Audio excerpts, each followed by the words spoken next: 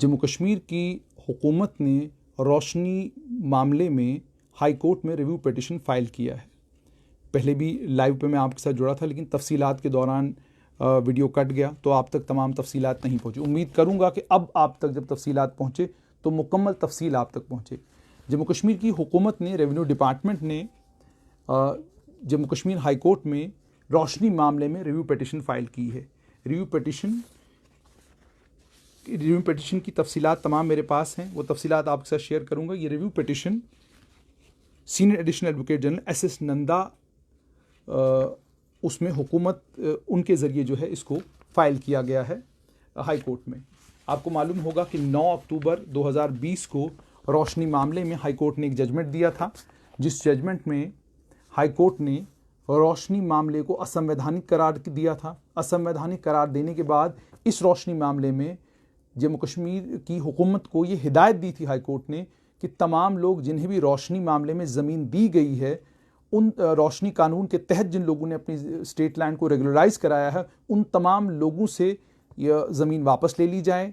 वो जो रेगुलराइजेशन हुई है उसको कैंसिल किया जाए, और कैंसिल करने के साथ साथ में जिन लोगों ने पैसे भरे हैं उन लोगों को वो पैसे भी वापस किए जाएं।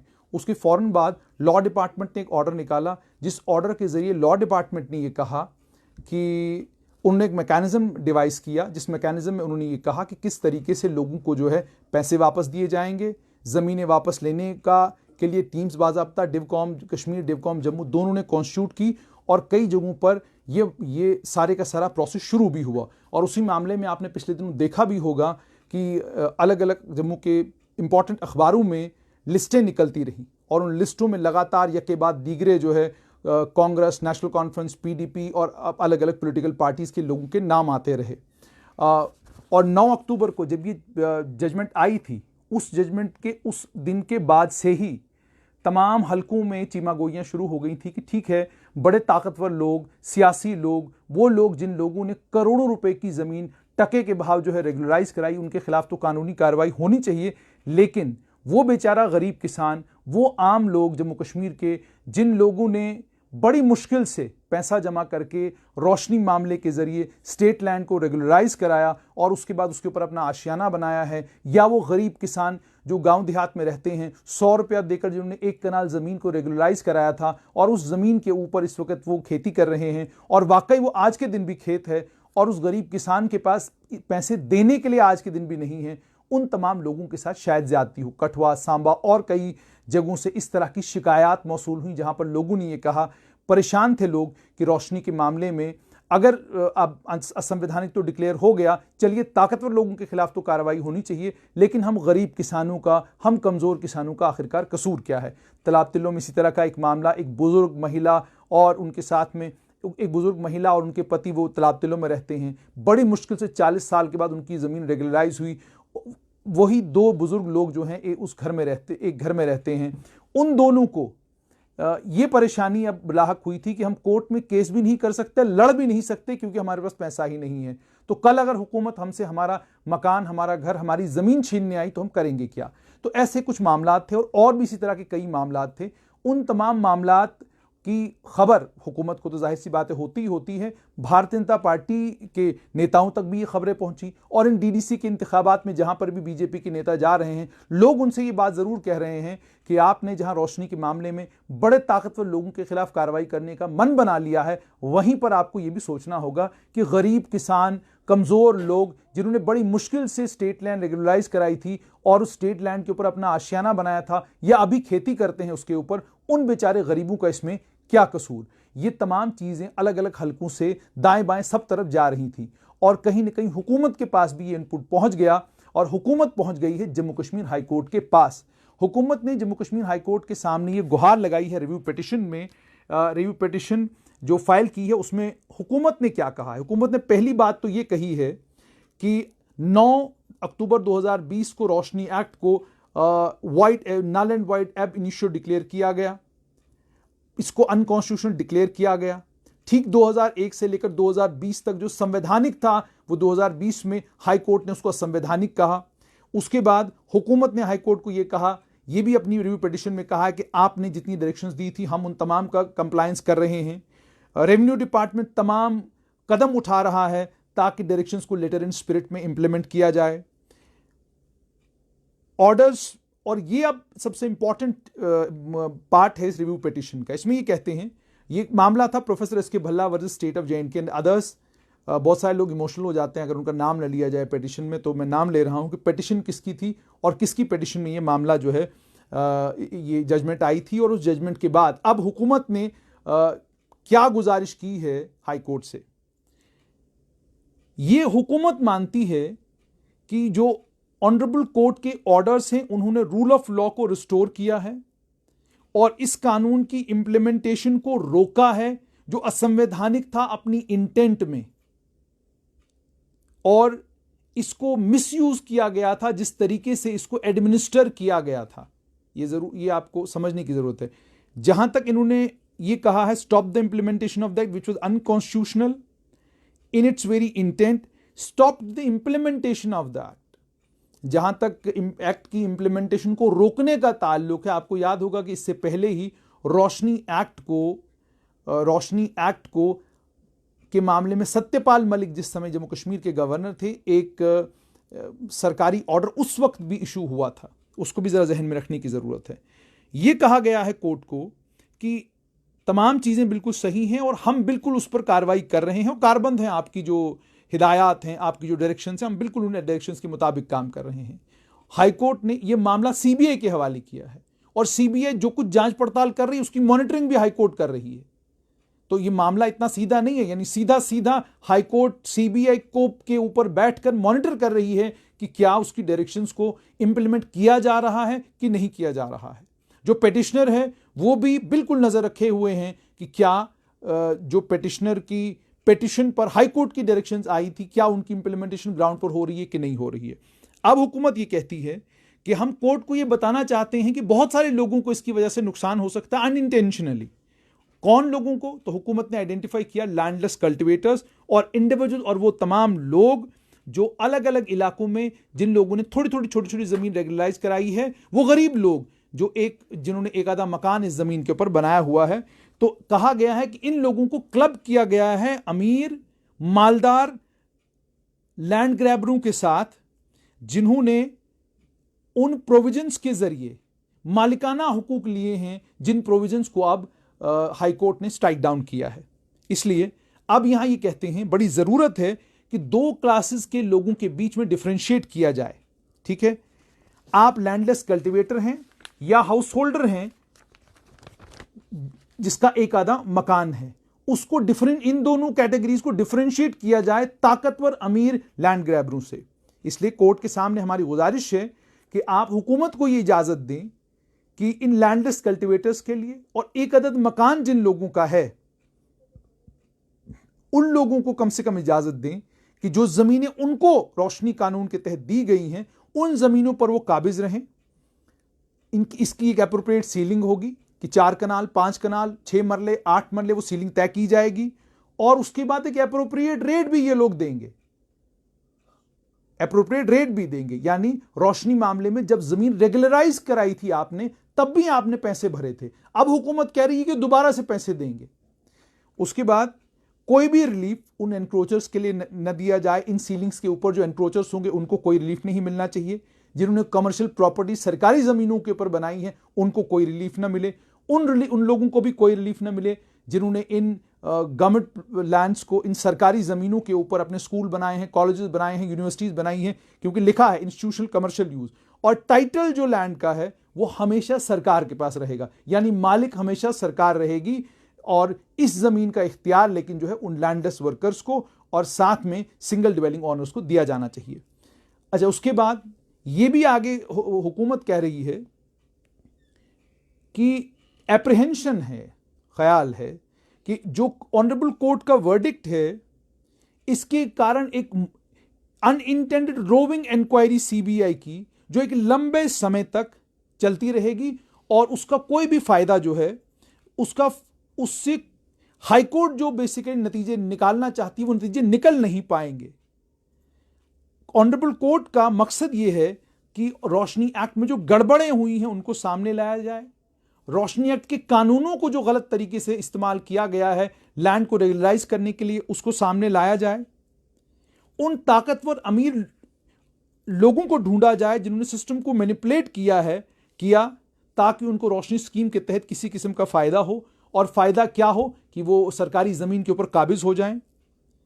कोर्ट का मकसद यूं लगता है कि जिन लोगों ने इस एक्ट को मैलिफाइड इंटेंट और डेलिब्रेट डिस्टॉर्शन की नीयत से इंप्लीमेंट किया है उनके खिलाफ कार्रवाई हो, और कोर्ट का यह इंटेंट कभी नहीं रहा होगा कि डिटेल्ड इन्वेस्टिगेशन हो उन हजारों मुलाजिमीन के खिलाफ जिन लोगों ने इस एक्ट को इंप्लीमेंट किया था उस शक्ल में जिस शक्ल में उस वक्त की हुकूमत ने इसको फ्रेम किया है। यानी रेवेन्यू डिपार्टमेंट ने कहने की कोशिश की है कि तमाम गलतियां, तमाम खताएं उन लोगों की हैं जिन लोगों ने यह कानून बनाया है, जिन लोगों जो इंप्लीमेंटिंग एजेंसी थी। इंप्लीमेंटिंग एजेंसी का इसमें कोई कसूर नहीं है। साफ तौर पर इशारा लेजिस्लेचर की तरफ है कि कानून जैसा बनाया गया, उसके बाद रूल्स जैसे फ्रेम किए गए, निचले स्तर पर काम करने वाले रेवेन्यू डिपार्टमेंट के मुलाजमीन का कोई कसूर नहीं है। इसमें सारा कसूर उन लोगों का है जिन लोगों ने कानून बनाया है। ये बेसिकली इस रिव्यू पिटिशन में हुकूमत कह रही है।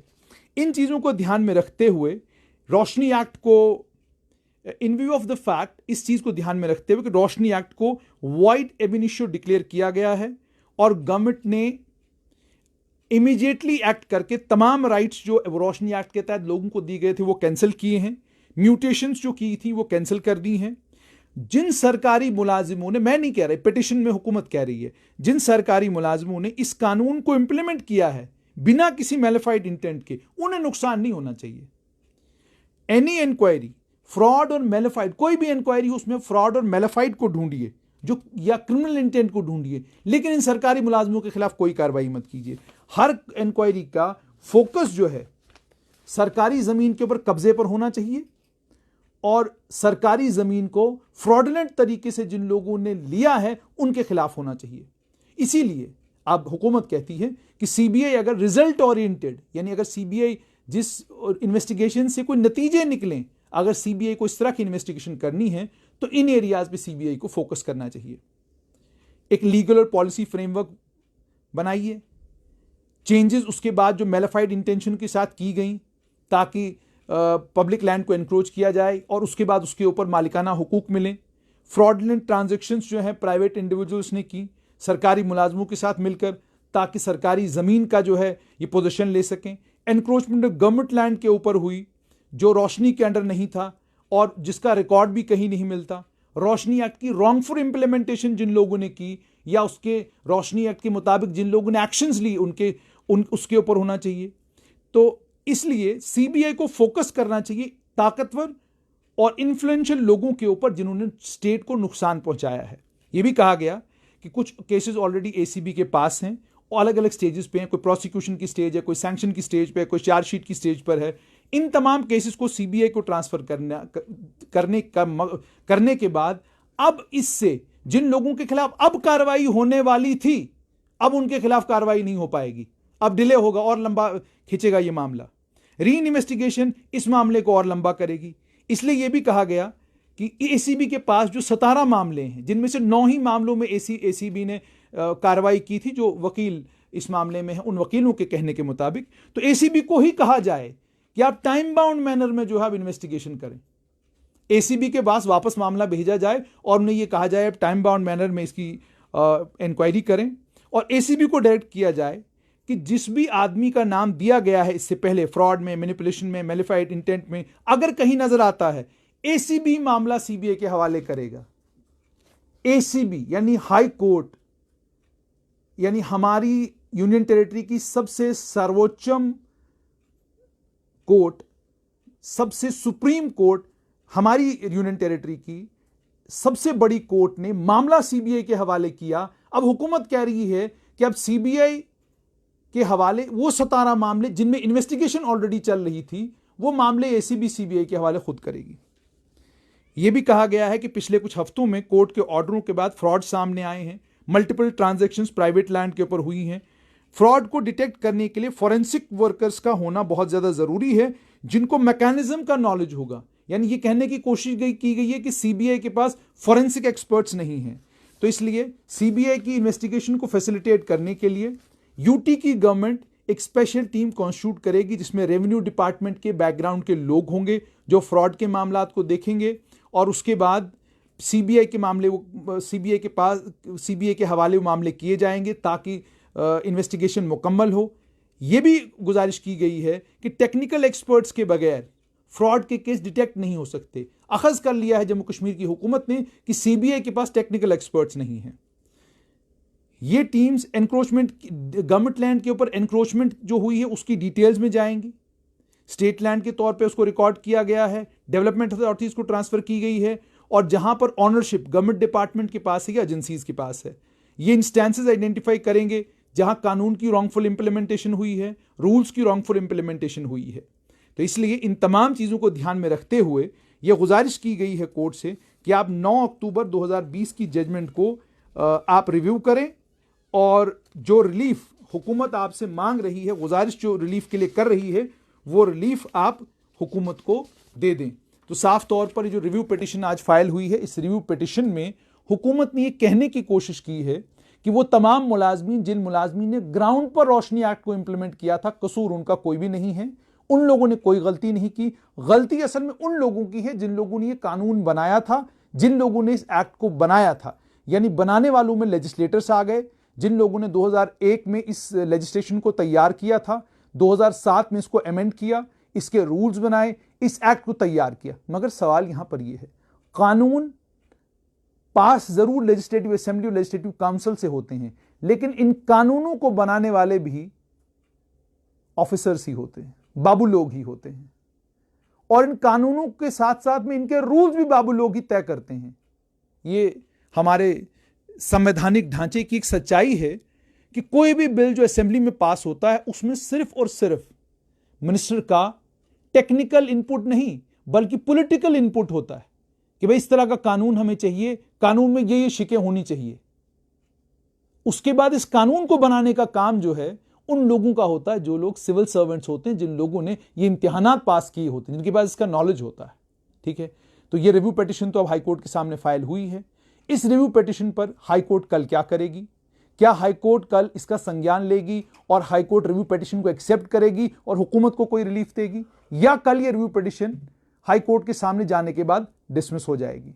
जो कुछ भी होगा स्ट्रेट लाइन के माध्यम से आप तक जरूर पहुंचेगा। लेकिन इस वक्त की बड़ी और इंपॉर्टेंट खबर यह है जिसे आपको शेयर करना चाहिए अपने दोस्तों के बीच में और अपने तमाम जानने वालों के बीच में। इस वक्त की बड़ी खबर यह है कि जम्मू कश्मीर की हुकूमत खुद रोशनी के मामले में रिव्यू पिटिशन लेकर हाईकोर्ट के समक्ष खड़ी है और मामले की सुनवाई कल चाहती है।